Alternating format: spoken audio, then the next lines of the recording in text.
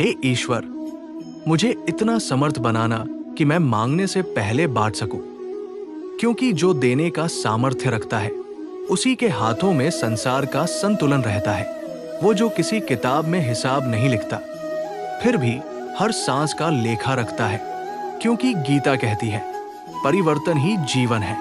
जिसे हम अंत समझते हैं वही किसी नए आरंभ का द्वार होता है। एक पल में मनुष्य शिखर पर होता है और अगले ही पल जमीन पर। तभी तो समझ आता है न ऊंचाई स्थायी है न गिरावट। मेरा तेरा, अपना पराया, सब मन की रेखाएं हैं। जिस दिन इन्हें मिटा दोगे उस दिन सारा संसार तुम्हारा होगा और तुम सबके हो जाओगे। भगवान श्री कृष्ण का जीवन देखो। जन्म लेते ही माता से दूर, फिर पिता से बिछो।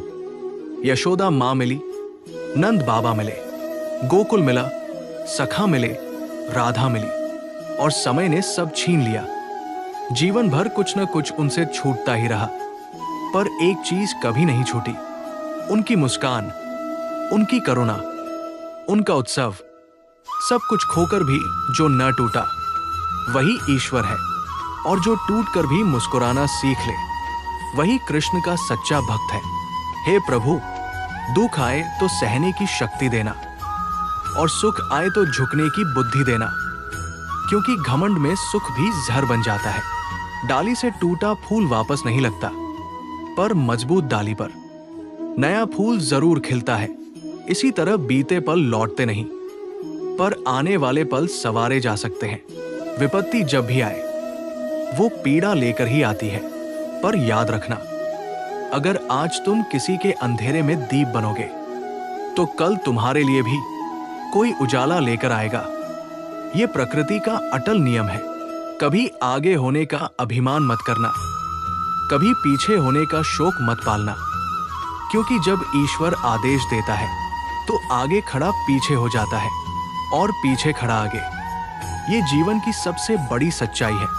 इंसान घर बदलता है, कपड़े बदलता है, रिश्ते बदलता है, दोस्त बदलता है, फिर भी दुखी रहता है, क्योंकि वो खुद को नहीं बदलता। गालिब ने कहा था, धूल चेहरे पर थी और आईना साफ करता रहा।